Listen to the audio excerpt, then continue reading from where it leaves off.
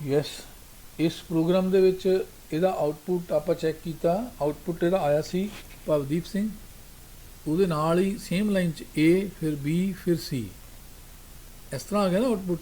ਆਪਾਂ again we can again check output. Window menu ਦੇ ਵਿੱਚ ਆਊਟਪੁੱਟ ਸਕਰੀਨ ਜਾਂ ਯੂਜ਼ਰ ਸਕਰੀਨ 'ਤੇ ਆਪਾਂ ਐਂਟਰ ਦਬਿਆ ਤਾਂ ਦੇਖੋ ਆਊਟਪੁੱਟ ਇਹਦਾ ਇਹ ਆਇਆ, ਭਵਦੀਪ ਸਿੰਘ ABC। ਅਸੀਂ ਚਾਹੁੰਦੇ ਹਾਂ ਕਿ ਇਹਦੇ ਵਿੱਚ ਆਊਟਪੁੱਟ ਆਵੇ ਭਵਦੀਪ ਸਿੰਘ, ਫਿਰ ਨੈਕਸਟ ਲਾਈਨ 'ਤੇ ਚਲੇ ਜਾਵੇ, ਫਿਰ A ਆ ਜਾਵੇ, ਫਿਰ ਨੈਕਸਟ ਲਾਈਨ 'ਤੇ, ਫਿਰ B, ਫਿਰ ਅਲੱਗ-ਅਲੱਗ ਲਾਈਨ 'ਚ ਆਊਟਪੁੱਟ ਆਵੇ। A ਅਲੱਗ ਲਾਈਨ 'ਚ, B ਅਲੱਗ ਲਾਈਨ 'ਚ, C ਅਲੱਗ ਲਾਈਨ 'ਚ, ਭਵਦੀਪ ਸਿੰਘ ਅਲੱਗ ਲਾਈਨ 'ਚ।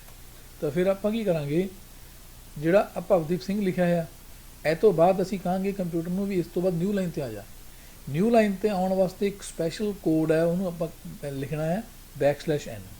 ਹੁਣ ਜਿਹੜਾ ਆ \n ਅਗਰ ਆਪਾਂ printf ਦੇ ਵਿੱਚ ਦਿੰਦੇ ਆ ਤਾਂ ਕੰਪਿਊਟਰ \n ਨੂੰ ਪੜ੍ਹ ਕੇ ਪ੍ਰਿੰਟ ਕੀ ਕਰੂਗਾ, ਨਿਊ ਲਾਈਨ ਮੀਨਸ ਐਂਟਰ। ਤਾਂ ਹੁਣ ਕੀ ਹੋਊਗਾ, ਭਵਦੀਪ ਸਿੰਘ ਪ੍ਰਿੰਟ ਹੋਣ ਤੋਂ ਬਾਅਦ ਨਿਊ ਲਾਈਨ 'ਤੇ ਆ ਜਾਊਗਾ। ਉਸ ਤੋਂ ਬਾਅਦ A ਪ੍ਰਿੰਟ ਹੋਊਗਾ, A ਅਗਲੀ ਲਾਈਨ 'ਚ ਆ ਜਾਊਗਾ ਕਿਉਂਕਿ ਆਪਾਂ ਪੂਰਾ \n ਲਿਖਿਆ ਹੈ। ਇਸ ਤਰ੍ਹਾਂ ਹੀ A ਤੋਂ ਬਾਅਦ B ਥੱਲੀ ਲਾਈਨ 'ਚ ਆ ਜਾਵੇ ਤਾਂ ਆਪਾਂ A ਦੇ ਵਿੱਚ ਵੀ ਕਹਿੰਦੇ ਆ ਕੰਪਿਊਟਰ ਨੂੰ A ਪ੍ਰਿੰਟ ਕਰ ਦੇ, ਔਰ ਉਸ ਤੋਂ ਬਾਅਦ ਨਿਊ ਲਾਈਨ 'ਤੇ ਆ ਜਾ।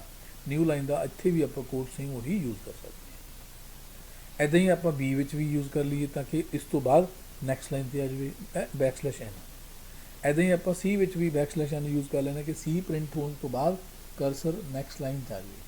ਹੁਣ ਆਪਾਂ ਚੇਂਜਸ ਕੀਤੀਆਂ ਨੇ, ਇਹਨਾਂ ਚੇਂਜਸ ਨੂੰ ਆਪਾਂ ਰਨ ਟੈਸਟ ਕਰਨਾ ਹੈ ਤਾਂ ਰਨ ਮੀਨੂ ਦੇ ਵਿੱਚ ਅਸੀਂ ਰਨ ਕਮਾਂਡ ਅਪਲਾਈ ਕਰਦੇ ਹਾਂ। ਜਦੋਂ ਰਨ ਮੀਨੂ 'ਚ ਰਨ ਕਮਾਂਡ ਅਪਲਾਈ ਕਰਦੇ ਹਾਂ, ਹਰ ਵਾਰੀ ਕੀ ਕਰਦਾ ਉਹ, ਇਸ ਪ੍ਰੋਗਰਾਮ ਨੂੰ ਕੰਪਾਈਲ ਕਰੂਗਾ, ਇਸ ਪ੍ਰੋਗਰਾਮ ਨੂੰ ਮਸ਼ੀਨ ਲੈਂਗੁਏਜ ਟ੍ਰਾਂਸਲੇਟ ਕਰਕੇ ਇਹਦੀ EXE ਫਾਈਲ ਬਣਾ ਦਊਗਾ, ਉਹ ਰਨ ਹੋਊਗੀ। ਅਗੇਨ ਆਊਟਪੁੱਟ ਸਾਨੂੰ ਦੁਆਰਾ ਫਿਰ ਨਵਾਂ ਆਊਟਪੁੱਟ ਮਿਲੂਗਾ। ਆਓ ਆਪਾਂ ਚੈੱਕ ਕਰਦੇ ਹਾਂ ਕਿ ਹੁਣ ਆਊਟਪੁੱਟ ਕੀ ਮਿਲੂਗਾ। ਐਂਟਰ ਦਬਿਆ, ਰਨ ਹੋ ਕੇ ਰਿਜ਼ਲਟ ਸਕਰੀਨ 'ਤੇ ਚਲਾ ਗਿਆ। ਉਹ ਸਕਰੀਨ ਜਿੱਥੇ ਰਿਜ਼ਲਟ ਹੈ ਉਹ ਦੇਖਣ ਵਾਸਤੇ ਕੀ ਕਰਾਂਗੇ, ਵਿੰਡੋ ਮੀਨੂ ਦੇ ਵਿੱਚ ਯੂਜ਼ਰ ਸਕਰੀਨ, ਇਹਦੀ ਸ਼ਾਰਟਕਟ ਕੀ ਵੀ ਤੁਸੀਂ ਦੇਖ ਸਕਦੇ ਹੋ, Alt F5 ਹੈ। ਤੁਸੀਂ ਯਾਦ ਹੀ ਕਰ ਲਓ Alt F5 ਤੋਂ। Alt F5 ਤੇ ਕੀਬੋਰਡ ਤੋਂ Alt F5 ਦਬੋਗੇ ਤਾਂ ਸਕਰੀਨ 'ਤੇ ਇੱਦਾਂ ਰਿਜ਼ਲਟ ਆ ਗਿਆ। ਉਹ ਪਿਛਲਾ ਆਊਟਪੁੱਟ ਵੀ ਦਿਖ ਰਿਹਾ, ਜਿੱਦਾਂ ਇਹਦੇ ਤੁਸੀਂ ਦੇਖ ਰਹੇ ਹੋ ਨਾ, ਭਵਦੀਪ ਸਿੰਘ ਫਿਰ ABC, ਉਹ ਪਿਛਲਾ ਆਊਟਪੁੱਟ ਪਿਆ। ਨਵਾਂ ਆਊਟਪੁੱਟ ਕੀ ਆਇਆ, ਭਵਦੀਪ ਸਿੰਘ ਥੱਲੇ ਆ ਗਿਆ ਕਰਸਰ, A ਫਿਰ ਥੱਲੇ B, ਫਿਰ ਥੱਲੇ C ਤੋਂ ਬਾਅਦ ਵੀ ਕਰਸਰ ਥੱਲੇ ਆ ਗਿਆ ਕਿਉਂਕਿ ਆਪਾਂ C ਤੋਂ ਬਾਅਦ ਵੀ \n ਪ੍ਰਿੰਟ ਕਰਵਾਈ ਸੀ। ਤੋ ਆਈ ਹੋਪ ਕਿ ਤੁਸੀਂ ਇਹ ਸਮਝ ਗਏ ਹੋ ਕਿ printf ਦੇ ਵਿੱਚ \n ਦਾ ਕੀ ਕੰਮ ਹੈ। ਅੱਛਾ, ਜੇ ਅਗਰ ਮੈਂ ਇੱਥੇ ਇਨ ਬਿਟਵੀਨ \n ਪਾ ਦੇਵਾਂ ਫਿਰ ਕੀ ਹੋਊਗਾ, ਹੁਣ ਆਊਟਪੁੱਟ ਕੀ ਆਊਗਾ, ਹਾਂ ਭਵਦੀਪ ਫਿਰ ਐਂਟਰ, ਫਿਰ ਸਿੰਘ, ਫਿਰ ਐਂਟਰ। ਭਵਦੀਪ ਸਿੰਘ ਵਿੱਚ ਵੀ 2 ਲਾਈਨਾਂ 'ਚ ਆ ਜਾਊਗਾ। ਆਪਾਂ ਕਿਤੇ ਵੀ \n ਪਾ ਸਕਦੇ ਹਾਂ। ਮੰਨ ਲਓ ਆਪਾਂ ਇੱਥੇ ਕਹਿ ਦਈਏ ਭਵਦੀਪ ਦੇ ਵਿੱਚ ਪਾਤਾ ਭਵ, ਫਿਰ ਐਂਟਰ ਦਬਿਆ ਗਿਆ, ਫਿਰ ਦੀਪ, ਯਾਨੀ ਭਵ ਲੱਗ ਆ ਜਾਊਗਾ, ਦੀਪ ਲੱਗ ਆ ਜਾਊਗਾ, ਫਿਰ ਸਿੰਘ ਲੱਗ ਆ ਜਾਊਗਾ, ਨਾ ਅਲੱਗ-ਅਲੱਗ ਲਾਈਨ 'ਚ ਆ ਜਾਊਗਾ। ਇੱਥੇ ਪਾ ਕੇ ਦੇਖਿਓ ਜਿਹੜਾ ਹੈ ਭਵਦੀਪ ਸਿੰਘ ਆ ਨਾ, ਉਸ ਤੋਂ ਬਾਅਦ ਐਂਟਰ ਦਾ ਮਤਲਬ ਮੈਂ ਚਾਹੁੰਦਾ ਕਿ ਪ੍ਰਿੰਟ ਐਫ ਜਿਹੜਾ A ਹੈਗਾ ਉਹਦੇ ਉੱਤੇ ਪਵੇ। ਜਿਵੇਂ ਕੁਝ ਲਿਖਿਆ, ਇੱਕ ਲਾਈਨ ਖੁੱਲੀ ਛੱਡਤੀ, ਫਿਰ ਨੀਚੇ ਲਿਖਿਆ ਜਾਵੇ। ਨਹੀਂ, ਕੀ ਕਰਾਂ ਮੈਨੂੰ ਦੱਸ ਕੀ ਕਰਾਂ ਮੈਂ ਇੱਥੇ, ਕੀ ਚੇਂਜਸ ਕਰਾਂ। ਮੈਂ ਕਹਿ ਰਿਹਾ ਕਿ ਜੇ ਭਵਦੀਪ ਲਿਖਿਆ ਹੈ ਨਾ, ਉਸ ਤੋਂ ਬਾਅਦ ਜਿਵੇਂ ਅਸੀਂ ਲਿਖਦੇ ਨੇ ਇੱਕ ਲਾਈਨ ਛੱਡ ਕੇ ਉਹ ਇੱਕ ਲਾਈਨ ਛੱਡ ਹੋ ਜਾਵੇ। ਇੱਕ ਲਾਈਨ ਖਾਲੀ ਛੱਡ, ਇੱਥੇ \n ਇੱਕ ਵਾਰੀ ਹੋਰ ਪਾ ਲਓ, ਭਵ ਫਿਰ ਦੀਪ ਫਿਰ ਸਿੰਘ, ਇਹ ਆ ਜਾਊਗਾ। ਫਿਰ 2 ਵਾਰੀ ਐਂਟਰ ਦਬਿਆ ਜਾਊਗਾ। 2 ਵਾਰੀ ਐਂਟਰ ਦਬਣ ਨਾਲ ਇੱਕ ਵਾਰੀ ਐਂਟਰ ਨਾਲ ਨੈਕਸਟ ਲਾਈਨ 'ਤੇ ਆ ਗਿਆ, ਦੁਬਾਰਾ ਐਂਟਰ ਦਬਣ ਨਾਲ ਖਾਲੀ ਲਾਈਨ ਆ ਗਈ। ਆਪਾਂ ਚਾਹੇ \n 3 ਵਾਰੀ ਪਾ ਦਈਏ, 2 ਲਾਈਨਾਂ ਬਲੈਂਕ ਆ ਜਾਣਗੀਆਂ। Let's test it. ਆਪਾਂ ਰਨ ਮੀਨੂ 'ਚ ਰਨ ਕਮਾਂਡ ਅਪਲਾਈ ਕੀਤੀ, ਰਿਜ਼ਲਟ ਦੇਖਣ ਵਾਸਤੇ Alt F5 ਦਬ ਦਿਓ ਜਾਂ ਵਿੰਡੋ ਦੀ ਕਮਾਂਡ ਦਬ ਦਿਓ। ਹੁਣ ਦੇਖੋ ਭਵਦੀਪ ਸਿੰਘ, ਉਹ ਤੋਂ ਬਾਅਦ ਉਹ 2 ਲਾਈਨ ਖਾਲੀ ਹੈਗੀਆਂ। \n ਆਪਾਂ 3 ਵਾਰੀ ਪਾਇਆ ਸੀ, ਇੱਕ ਵਾਰੀ \n ਪਾਇਆ, ਨੈਕਸਟ ਲਾਈਨ 'ਤੇ ਆ ਗਿਆ, ਫਿਰ \n, ਫਿਰ \n 2 ਵਾਰੀ ਹੋਰ ਥੱਲੇ ਆ ਗਿਆ, ਫਿਰ ABC। ਇੱਦਾਂ ਹੀ ਇੱਥੇ ਇੱਕ ਹੋਰ ਆਪਸ਼ਨ ਮੈਂ ਦੱਸ ਦੇਵਾਂ, ਜਿੱਦਾਂ \n ਹੈ ਇੱਦਾਂ ਹੀ \t ਵੀ ਹੈਗਾ ਇੱਕ। ਆਪਾਂ \t ਪਾਈਏ ਤਾਂ ਫਿਰ ਕੀ ਹੋਊਗਾ, \t ਇਜ਼ ਫਾਰ ਟੈਬ, ਭਾਵ ਪ੍ਰਿੰਟ ਹੋ ਕੇ ਫਿਰ ਇੱਕ ਟੈਬ ਦਬਿਆ ਜਾਊਗਾ। ਹਾਂ, ਜਿਵੇਂ ਇੱਥੇ ਕੀ ਹੈ, ਥੋੜ੍ਹੀ ਜਿਹੀ ਵੱਡੀ ਸਾਰੀ ਸਪੇਸ ਆ ਜਾਊਗੀ, ਜੰਪ ਕਰ ਜਾਊਗਾ ਨੈਕਸਟ ਟੈਬ ਸਟਾਪ 'ਤੇ। ਫਿਰ ਉਸ ਤੋਂ ਬਾਅਦ ਦੀਪ ਉਸੇ ਲਾਈਨ 'ਚ ਹੀ ਅੱਗੇ ਆ ਜਾਊਗਾ। ਇੱਦਾਂ ਹੀ ਆਪਾਂ ਸਿੰਘ 'ਚ ਵੀ ਮੰਨ ਲਓ ਟੈਬ ਦੱਬ ਦਿੰਦੇ ਹਾਂ। ਅਤੇ ਹੁਣ ਦੇਖੋ ਆਊਟਪੁੱਟ ਕੀ ਆਊਗਾ। ਆਪਾਂ ਰਨ ਮੀਨੂ ਦੀ ਰਨ ਕਮਾਂਡ ਦੱਬੀ, ਆਊਟਪੁੱਟ ਦੇਖਣ ਲਈ ਵਿੰਡੋ ਦੀ ਯੂਜ਼ਰ ਸਕਰੀਨ ਦੱਬੀ, ਭਾਵ ਦੀਪ ਸਿੰਘ ਇਨ ਬਿਟਵੀਨ ਕੀ ਹੈ ਟੈਬ। ਹਾਂ, ਜੰਪ ਕਰਕੇ ਅਗਲੀ ਟੈਬ ਸਟਾਪ 'ਤੇ ਚੱਲ ਜਾਂਦਾ। ਜਿਵੇਂ ਵਰਡ 'ਚ ਟੈਬ ਦੱਬਦੇ ਹਾਂ ਤਾਂ ਕੀ ਹੁੰਦਾ, ਉਹੀ ਕੰਮ ਇੱਥੇ ਹੋ ਰਿਹਾ। तो you learned about \n और दूसरा \t।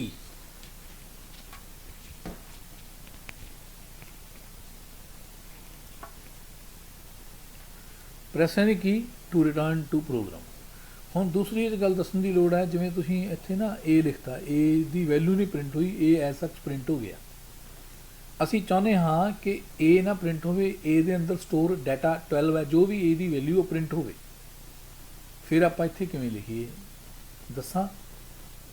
ਆਪਾਂ A ਨੂੰ ਐਜ਼ ਸੱਚ ਨਹੀਂ, A ਦੀ ਵੈਲਿਊ ਪ੍ਰਿੰਟ ਕਰਨੀ ਹੈ, ਤਾਂ ਆਪਾਂ ਇੱਥੇ A ਨਹੀਂ ਲਿਖਾਂਗੇ। A ਇੰਟੀਜਰ ਵੈਲਿਊ ਹੈ, ਡੈਸੀਮਲ 'ਚ ਉਹਨੂੰ ਪ੍ਰਿੰਟ ਕਰਨਾ ਹੈ, ਇੱਥੇ %d ਲਿਖਾਂਗੇ। ਯੂ ਵਿਲ ਰਿਮੈਂਬਰ ਕਿ %d stands for decimal integer.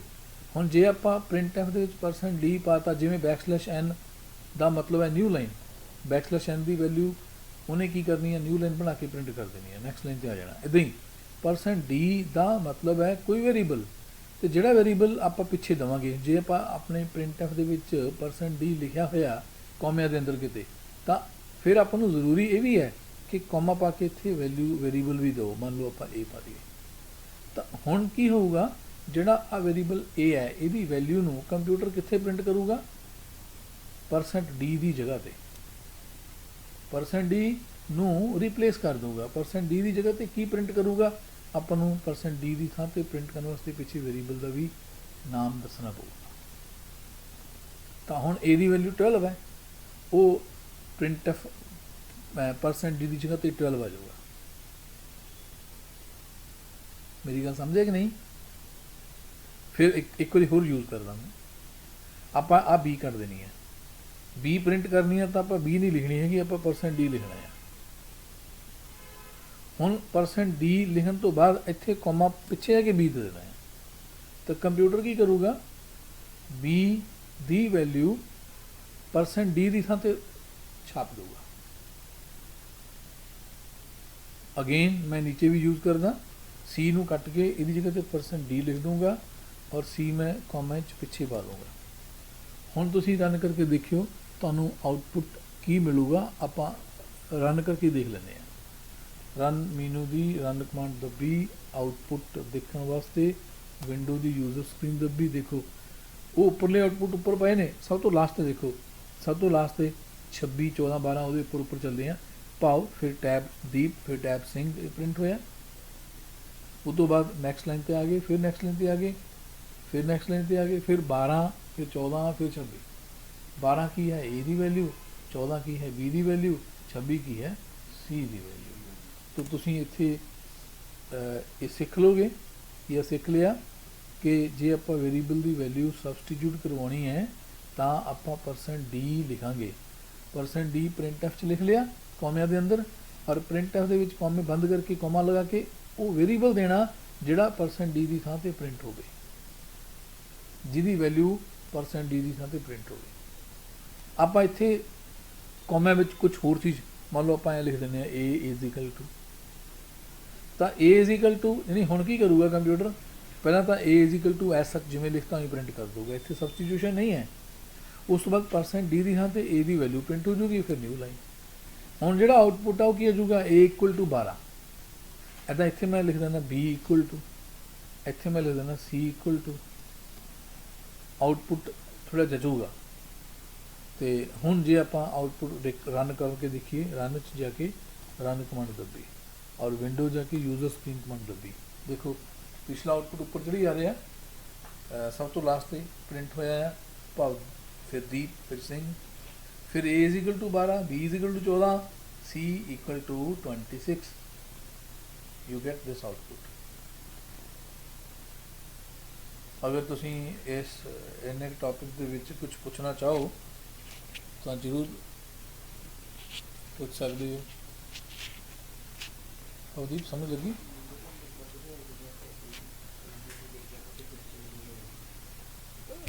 ਜਿਹੜਾ ਦੇਖੋ printf ਦਾ ਕੰਮ ਹੈ, ਹਾਂ ਤਾਂ ਹੀ ਪ੍ਰਿੰਟ ਹੋਣਗੇ, ਵੇਰੀਏਬਲ ਦੀ ਵੈਲਿਊ ਤਾਂ ਹੀ ਪ੍ਰਿੰਟ ਹੋਊਗੀ ਜੇ %d ਪਾਏਗਾ। ਨਹੀਂ ਤਾਂ ਜੇ ਆਪਾਂ a ਲਿਖ ਦਾਂਗੇ ਤਾਂ ਫਿਰ a as it is he print ਹੋ ਜਾਊਗਾ, ਉਹਦੀ ਵੈਲਿਊ ਨਹੀਂ ਪ੍ਰਿੰਟ ਹੋਊਗੀ। ਇਹੀ ਪਰਪਸ ਸੀ। ਇੱਥੇ %d stands for integer, decimal integer. ਇੱਕ ਹੋਰ ਮੈਂ ਗੱਲ ਦੱਸਣੀ ਚਾਹੁੰਦਾ ਹਾਂ, ਜੇ ਸਾਡਾ ਵੇਰੀਏਬਲ ਫਲੋਟ ਹੋਵੇ, ਮੰਨ ਲਓ ਆਪਾਂ ਇੱਥੇ ਇੰਟ ਨਾ ਲਈਏ, ਇੱਥੇ ਆਪਾਂ ਵੇਰੀਏਬਲ ਫਲੋਟ ਲੈ ਲਈਏ, a ਫਲੋਟ ਹੈ, ਮੰਨ ਲਓ b ਵੀ ਫਲੋਟ ਹੈ, c ਸਪੋਜ਼ ਕਰੋ ਇੰਟ ਹੈ, ਤਾਂ a ਫਲੋਟ ਹੋ ਗਿਆ। ਜੇ ਫਲੋਟ ਵੇਰੀਏਬਲ ਹੈ ਤਾਂ %d ਨਹੀਂ ਪਾਉਣਾ, %f ਪਾਉਣਾ ਹੈ। यदि b भी फ्लोट है तो %f होना है, c इंट है तो %d पा दो। यानी कि ਜਿਹੜਾ ਵੇਰੀਏਬਲ ਫਲੋਟ ਹੈ ਤਾਂ ਉਹਦੀ ਵੈਲਿਊ ਨੂੰ ਪ੍ਰਿੰਟ ਕਰਨ ਵਾਸਤੇ %f ਹੋਣਾ ਹੈ, ਜਿਹੜਾ ਵੇਰੀਏਬਲ ਇੰਟ ਹੈ ਉਹਦੇ ਵਾਸਤੇ %d ਹੋਣਾ ਹੈ। ਵਨ ਮੋਰ, ਮੰਨ ਲਓ ਇੱਕ ਵੇਰੀਏਬਲ ਆਪਣੇ ਕੋਲ ਲੌਂਗ ਹੈ, ਆਹ ਗਲਤ ਹੋ ਗਿਆ ਸੀ ਇੱਥੇ, ਆ ਮੈਂ ਇੰਟ ਫਲੋਟ ਇਕੱਠਾ ਲਿਖਤਾ, ਫਲੋਟ ਲਿਖਣਾ ਸੀਗਾ। ਸਪੋਜ਼ ਕਰੋ ਕਿ ਮੇਰੇ ਕੋਲ ਵੇਰੀਏਬਲ ਜਿਹੜਾ c ਹੈ ਇਹਦੀ ਟਾਈਪ ਲੌਂਗ ਹੈ। ਜੇ ਲੌਂਗ ਵੇਰੀਏਬਲ ਹੈ ਤਾਂ ਇੱਥੇ ਫਿਰ %d ਨਹੀਂ ਪਾਉਣਾ, ਫਿਰ %ld ਪਾਉਣਾ ਹੈ। ਯਾਦ ਰੱਖ ਲਓਗੇ, ਲੌਂਗ ਵਾਸਤੇ ਮੈਂ ਇੱਥੇ ਸਾਈਡ 'ਤੇ ਨਾ ਤੁਹਾਨੂੰ, ਤੁਸੀਂ ਚਾਹੇ ਨੋਟ ਹੀ ਕਰ ਲਓਗੇ ਜਾਂ ਮੈਂ ਲਿਖ ਦਿੰਦਾ %d। ਇਹ ਕਾਹਦੇ ਵਾਸਤੇ ਯੂਜ਼ ਕਰਦੇ ਆ? For int type variable. %f ਆਪਾਂ ਯੂਜ਼ ਕਰਦੇ ਆ for float type variable. %ld use करते हैं फॉर लॉन्ग टाइप वेरीएबल।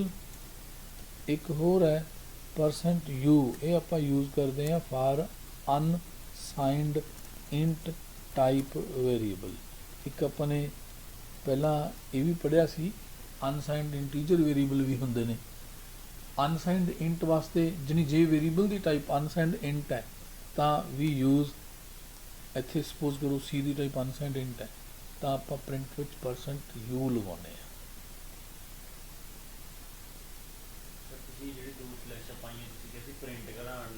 ਇਹ ਜਿਹੜੀਆਂ ਮੂਹਰੇ ਦੋ ਸਲੈਸ਼ਾਂ ਪਾਈਆਂ ਨੇ ਨਾ, ਜੇ ਮੈਂ ਨਾ ਪਾਵਾਂ ਫਿਰ ਉਹਨੂੰ ਲੱਗੂਗਾ ਕਿਤੇ ਵੀ ਸਟੇਟਮੈਂਟਾਂ ਨੂੰ ਹੱਲ ਕਰਨ ਦੀ ਕੋਸ਼ਿਸ਼ ਕਰੂਗਾ। ਸਟੇਟਮੈਂਟ ਤਾਂ ਹੈ ਨਹੀਂ, ਇਹ ਇੱਕ ਕਮੈਂਟ ਹੈ।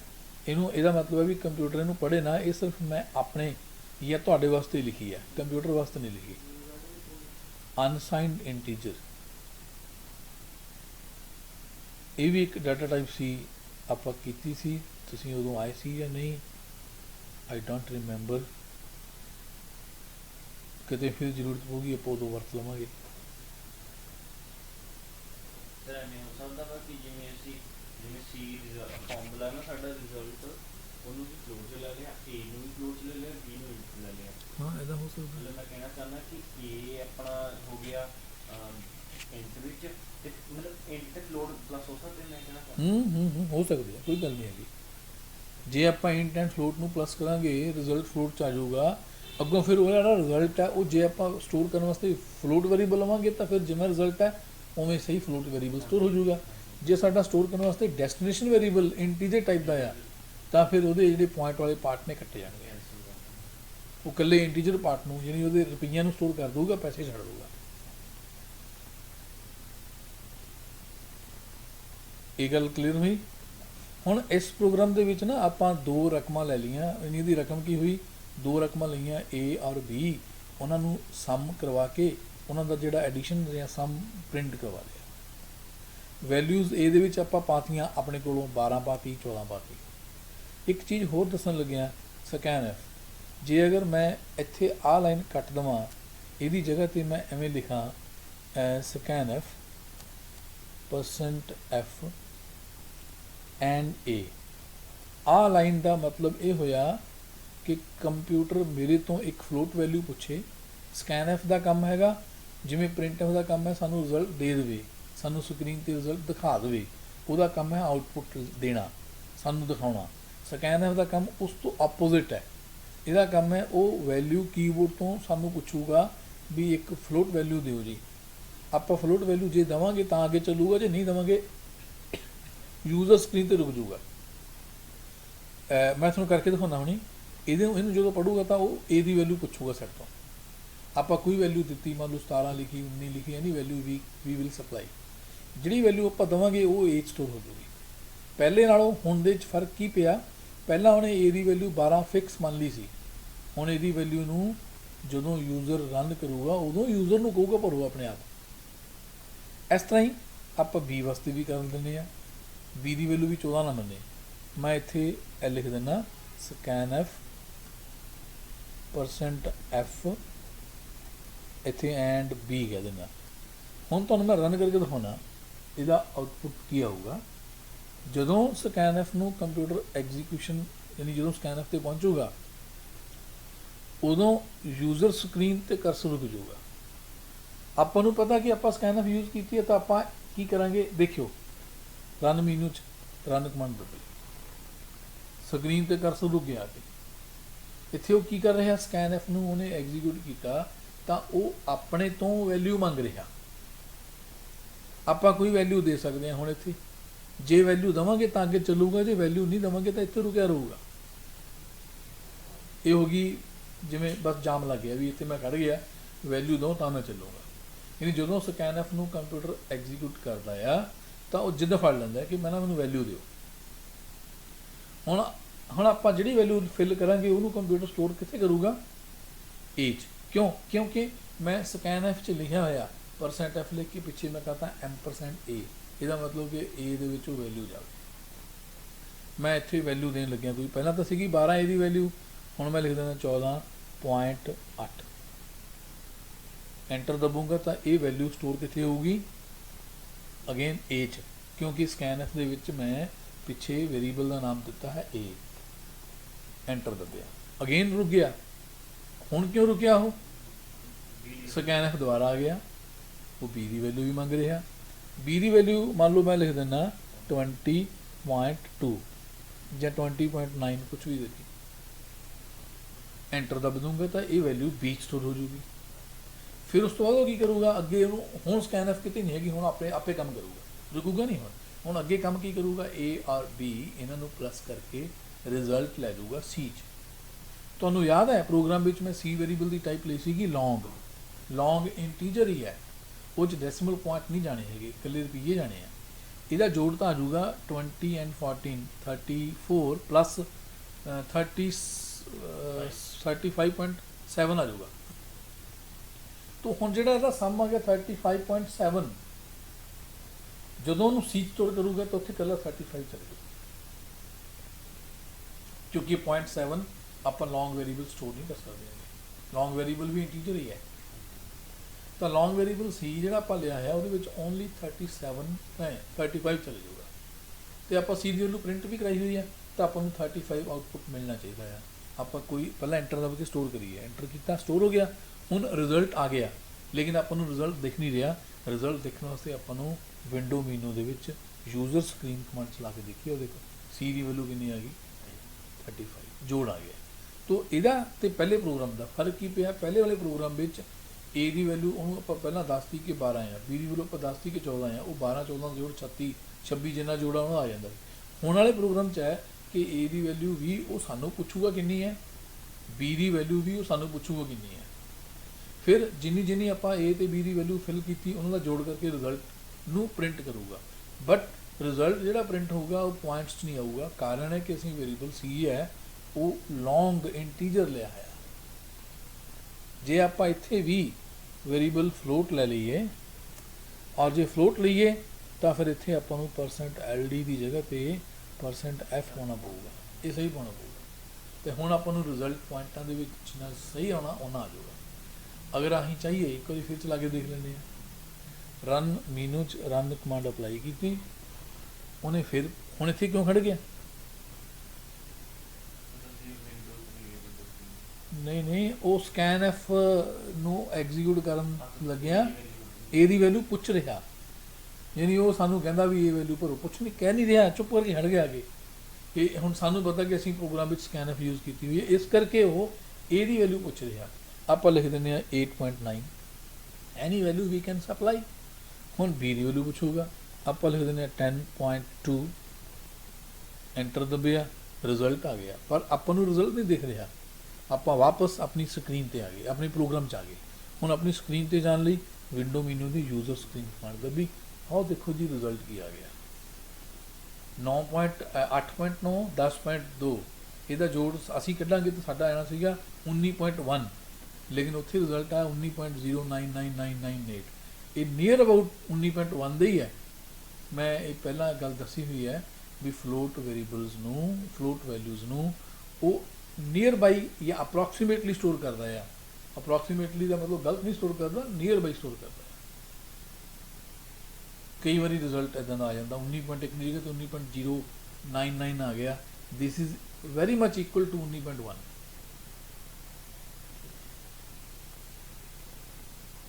Is it clear? ਅਸੀਂ ਕੋਈ ਕੀ ਪ੍ਰੈਸ ਕਰਾਂਗੇ, ਵਾਪਸ ਆਪਾਂ ਆਪਣੇ ਪ੍ਰੋਗਰਾਮ ਦੇ ਵਿੱਚ ਆ ਗਏ ਹਾਂ।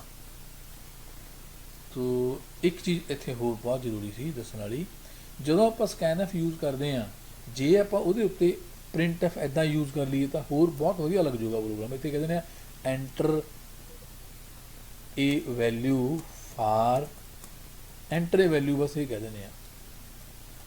ਹੁਣ ਕੀ ਹੋਊਗਾ, ਸਕਰੀਨ ਦੇ ਉੱਤੇ ਪਹਿਲਾਂ ਲਿਖਿਆ ਜਾਊਗਾ ਐਂਟਰ ਏ ਵੈਲਿਊ, ਉਸ ਤੋਂ ਬਾਅਦ ਕਰਸਰ ਖੜਾ ਹੋਊਗਾ, ਯਾਨੀ ਯੂਜ਼ਰ ਨੂੰ ਇਹ ਜਿਹੜਾ ਪ੍ਰੋਗਰਾਮ ਹੈ ਯੂਜ਼ਰ ਫਰੈਂਡਲੀ ਹੋ ਗਿਆ, ਯੂਜ਼ਰ ਨਾਲ ਇੰਟਰੈਕਸ਼ਨ ਹੋਣ ਲੱਗੀ। ਇੱਥੇ ਵੀ ਮੈਂ ਲਿਖ ਦਿੰਦਾ ਸਕੈਨਐਫ ਤੋਂ ਉੱਪਰ ਲਿਖ ਦੇਣਾ ਐਂਟਰ ਐਨਦਰ ਵੈਲਿਊ। ਹੁਣ ਚਲਾ ਕੇ ਦੇਖਿਓ, it will better than previous.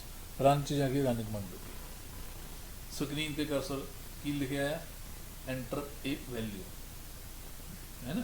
ਤੋ ਇੱਥੋਂ ਯੂਜ਼ਰ ਭਾਵੇਂ ਕੋਈ ਅਣਜਾਣ ਵੀ ਹੋਵੇ ਉਹ ਵੀ ਸਮਝ ਲਊਗਾ ਵੀ ਮੈਨੂੰ ਇੱਥੇ ਵੈਲਿਊ ਪੁੱਛ ਲਿਆ। ਤਾਂ ਯੂਜ਼ਰ ਕੀ ਕਰੂਗਾ, ਕੋਈ ਵੈਲਿਊ ਫਿਲ ਕਰੂਗਾ, ਮੰਨ ਲਓ 56.8 ਲਿਖ ਦਿੰਦੇ ਆ। ਐਂਟਰ ਅਨਦਰ ਵੈਲਿਊ, ਬੀ ਦੀ ਵੈਲਿਊ ਪੁੱਛ ਰਿਹਾ ਹੈ ਨਾ, ਤਾਂ ਉਹ ਕਹਿੰਦਾ ਇੱਕ ਅਨਦਰ ਵੈਲਿਊ ਹੋਰ ਦਿਓ, ਆਪਾਂ 12.8 ਲਿਖ ਦਿੰਦੇ ਆ, ਐਂਟਰ ਦਬਿਆ। ਹੁਣ ਰਿਜ਼ਲਟ ਦੇਖਣ ਲਈ ਯੂਜ਼ਰ ਸਕਰੀਨ 'ਚ ਚੱਲਦੇ ਆ, ਔਰ ਰਿਜ਼ਲਟ ਦੇਖੋ ਕੀ ਆਇਆ। ਏ ਦੀ ਵੈਲਿਊ ਆਪਾਂ 56.8 ਲਿਖੀ ਸੀਗੀ, ਉਹਨੇ ਉਹਨੂੰ 8 ਨੂੰ ਸਟੋਰ ਨਹੀਂ ਕਰ ਸਕਿਆ 8 ਨਾਲ, ਉਹਨੇ ਸਟੋਰ ਕੀਤਾ 56.799। This is very much equal to 57.8। ਉਹਦੀਆਂ ਜਿਹੜੀਆਂ ਜਦੋਂ ਬਾਈਨਰੀ 'ਚ ਕਨਵਰਜਨ ਕਰਕੇ ਫਲੋਟ ਵੈਲਿਊ ਸਟੋਰ ਕਰਦਾ ਨਾ, ਫਲੋਟ ਵੈਲਿਊ ਸਟੋਰ ਕਰਨ ਦਾ ਤਰੀਕਾ ਹੀ ਇੱਦਾਂ ਦਾ ਆ, ਉਹਨੂੰ ਅਪਰੋਕਸੀਮੇਟਲੀ 10 ਰੇਜ਼ ਟੂ ਪਾਵਰ ਦੇ ਵੈਲਿਊ ਨਾਲ ਫਾਰਮੈਟ ਸਟੋਰ ਕਰਦਾ ਹੈ। तो ਇੱਦਾਂ ਹੀ ਫਿਰ 12.8 ਕੁਦਰਤੀ ਸੇਮ ਰਹਿ ਗਿਆ, ਫਿਰ ਜੋੜ ਕਰਕੇ ਰਿਜ਼ਲਟ ਜੋ ਆਉਣਾ ਸੀ ਆ ਗਿਆ। ਸਲੈਸ਼ ਜਿਹੜੀ ਸੀ ਪਾਈਆਂ ਹੋਈਆਂ ਉੱਤੇ ਉਹ ਤਾਂ ਪ੍ਰਿੰਟ ਕਰਨੀ ਦਿਓ, ਕਿਹੜੀਆਂ ਸਲੈਸ਼ ਨੂੰ ਪ੍ਰਿੰਟ ਕਰ ਰਹੇ ਆ? ਜਿਹੜੀ ਆਹ percent D percent F L percent L D ਲਿਖਿਆ ਨਹੀਂ ਹੈ ਉੱਤੇ, ਉਹ ਤਾਂ ਦਿਖਾਉਣ ਨਹੀਂ ਰਿਹਾ ਰਿਜ਼ਲਟ ਵਿੱਚ ਪਰਸੈਂਟ ਐਫ ਨਹੀਂ ਪ੍ਰਿੰਟ ਕਰੂਗਾ, ਪਰਸੈਂਟ ਐਫ ਦੀ ਥਾਂ ਤੇ ਵੇਰੀਏਬਲ ਦੀ ਵੈਲਿਊ ਪ੍ਰਿੰਟ ਕਰੂਗਾ, ਜਿਹੜਾ ਉਹ ਤੋਂ ਉੱਤੇ ਵਾਲਾ ਲਿਖੇ ਜਿਹੜੀਆਂ ਇਨਕਲੂਡ ਜਿਹੜੀਆਂ ਆਹ ਲਾਈਨਾਂ ਨੇ, ਇਹ ਲਾਈਨਾਂ ਦੇ ਵਿੱਚ ਨਾ ਆਪਾਂ ਮੂਹਰੇ ਸਲੈਸ਼ ਤਦੀ ਪਾਇਆ, ਮੈਂ ਇਹਨੂੰ ਪ੍ਰਿੰਟ ਥੋੜ੍ਹੀ ਕਰਵਾਇਆ। ਇਹ ਤਾਂ ਮੈਂ ਕੱਟ ਵੀ ਦੇਵਾਂ ਤਾਂ ਵੀ ਕੋਈ ਫਰਕ ਨਹੀਂ, ਨਾ ਕੱਟਾਂ ਪਿਆਰ ਹੋਵੇ ਤਾਂ ਵੀ ਕੋਈ ਫਰਕ ਨਹੀਂ। ਇਹ ਮੈਂ ਤੁਹਾਡੇ ਵਾਸਤੇ ਲਿਖਿਆ ਤਾਂ ਕਿ ਤੁਸੀਂ ਇਹ ਪ੍ਰੋਗਰਾਮ ਨੂੰ ਜੇ ਕਦੇ ਦੇਖੋ ਤੁਹਾਨੂੰ ਉੱਤੇ ਨੋਟਸ ਮਿਲ ਜਾਣਗੇ ਪਰਸੈਂਟ ਡੀ ਦਾ ਕੀ ਮਤਲਬ ਹੈ। ਇਹਨੂੰ ਆਪਾਂ ਕਮੈਂਟ ਕਹਿੰਦੇ ਆ, ਰਿਮਾਰਕਸ ਜਾਂ ਕਮੈਂਟ ਆਪਾਂ ਆਪਣੇ ਪ੍ਰੋਗਰਾਮ ਦੇ ਵਿੱਚ ਆਪਣੇ ਵਾਸਤੇ ਕੁਝ ਲਿਖਣਾ ਹੈ ਤਾਂ ਲਿਖ ਸਕਦੇ ਹਾਂ। ਇਹਨੂੰ ਕੰਪਾਈਲਰ ਇਗਨੋਰ ਕਰ ਦਿੰਦਾ ਆ। ਜਿਹੜੀ ਆ ਮੂਹਰੇ ਸਲੈਸ਼ ਲਿਖੀ ਹੋਈ ਹੈ, ਸਲੈਸ਼ ਮੀਨਸ ਕੰਪਾਈਲਰ ਨੂੰ ਮੈਂ ਇਹ ਹਦਾਇਤ ਦੇਤੀ ਵੀ ਇਹ ਤੇਰੇ ਵਾਸਤੇ ਨਹੀਂ, ਤਾਂ ਮੈਂ ਆਪਣੇ ਵਾਸਤੇ ਕੁਝ ਲਿਖਿਆ ਆ। ਕੰਪਾਈਲਰ ਇਹਨੂੰ ਪੜ੍ਹ ਕੇ ਮੂਹਰੇ ਸਲੈਸ਼ ਦੇਖ ਕੇ ਨਾ ਉਹ ਕਹੂਗਾ ਇਹ ਮੇਰੀ ਲਾਈਨ ਨਹੀਂ ਛੱਡ ਦੂਗਾ, ਇਹਨੂੰ ਵੀ ਛੱਡ ਦੂਗਾ, ਇਹਨੂੰ ਵੀ ਨਾ ਕੋਈ ਕੰਮ ਨਹੀਂ ਕਰੂਗਾ। ਇਹ ਮੈਂ ਸਿਰਫ ਨੋਟਸ ਅਲੱਗ ਫਾਈਲ 'ਚ ਨਹੀਂ ਲਿਖੇ ਹੈਗੇ, ਨਾਲ ਹੀ ਤੁਹਾਡੇ ਵਾਸਤੇ ਕੁਝ ਲਿਖਤੇ ਨੋਟਸ। ਯਾਨੀ ਕਿਤੇ ਵੀ ਮੈਂ ਆ ਲਾਈਨ ਦੇ ਵਿੱਚ ਮੰਨ ਲਓ ਇੱਥੇ ਜਾ ਕੇ ਸਲੈਸ਼ ਲਿਖ ਕੇ ਇੱਥੇ ਮੈਂ ਕੁਝ ਵੀ ਕਹਿ ਦੇਵਾਂ, ਮਾਈ ਨੇਮ ਇਜ਼ ਗੁਲਸ਼ਨ, ਜਾਂ ਇੱਥੇ ਮੈਂ ਐਂ ਲਿਖ ਦੇਣਾ this statement is to input a float value, ਮੰਨ ਲਓ ਮੈਂ ਇਹ ਲਿਖ ਦੇਣਾ। ਇਹਦਾ ਮਤਲਬ ਕੀ ਹੋਇਆ ਵੀ ਕੰਪਿਊਟਰ ਨੂੰ ਇਹਦਾ ਕੋਈ ਮਤਲਬ ਨਹੀਂ, ਇੱਥੇ ਮੈਂ ਕੁਝ ਵੀ ਲਿਖਾਂ ਕੰਪਿਊਟਰ ਇਹਨੂੰ ਪੜ੍ਹ ਕੇ ਕੁਝ ਨਹੀਂ ਕਰੂਗਾ। ਇਹ ਸਿਰਫ ਮੈਂ ਤੁਹਾਨੂੰ ਦੱਸਦਾ ਵੀ ਇਹ ਸਟੇਟਮੈਂਟ ਫਲੋਟ ਵੈਲਿਊ ਇਨਪੁਟ ਕਰਨ ਵਾਸਤੇ ਮੈਂ ਯੂਜ਼ ਕੀਤੀ ਹੈ। ਕਿਸੇ ਵੀ ਥਾਂ ਤੇ ਸਲੈਸ਼ ਤੋਂ ਬਾਅਦ ਜੋ ਮਰਜ਼ੀ ਲਿਖ ਦਿਓ। This is called comment. Non executable ये एक लाइन है, इनू कंप्यूटर एग्जीक्यूट नहीं करूँगा, ਇਹਦਾ कोई आउटपुट कोई रिजल्ट कुछ नहीं है। This is for just on purpose, ਅਸੀਂ ਆਪ ਇਹਨੂੰ ਪ੍ਰੋਗਰਾਮ ਪੜ੍ਹ ਕੇ ਅੰਦਰ ਕੁਝ ਲਿਖਤਾ। ਸਰ ਇੱਕ ਪਰਸੈਂਟ ਸਲੈਸ਼ ਉਹ ਵੀ ਤੁਸੀਂ ਕੁਝ ਕਰਾਇਆ ਸੀ ਨਾ?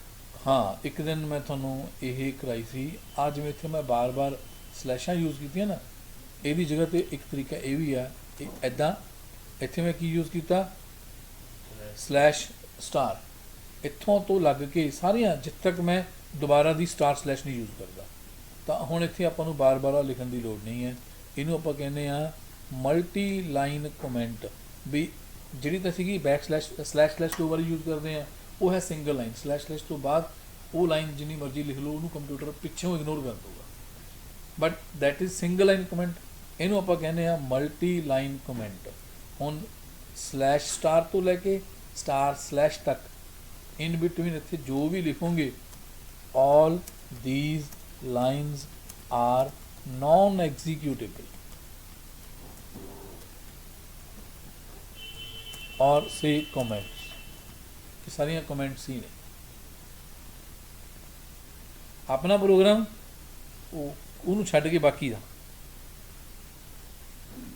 ਤੇ ਜਿਹੜੀ ਆ ਲਾਈਨ ਮੈਂ ਲਿਖੀ ਹੈ, ਇਹਨੂੰ ਆਪਾਂ ਕਹਿੰਦੇ ਆ ਸਿੰਗਲ ਲਾਈਨ ਕਮੈਂਟ। ਇਹ ਆ ਸਲੈਸ਼ ਤੋਂ ਬਾਅਦ ਜਿਵੇਂ ਲਿਖਿਆ, this is called single line. ਇੱਕ ਲਾਈਨ ਦੀ ਕਮੈਂਟ ਹੈ। ਐਂਟਰ ਦਬ ਕੇ ਅੱਗੇ ਜਦੋਂ ਆਵਾਂਗੇ ਉਹ ਕਮੈਂਟ ਨਹੀਂ ਹੈ, ਅਗਲੀ ਲਾਈਨ ਨਾਰਮਲ ਹੈ।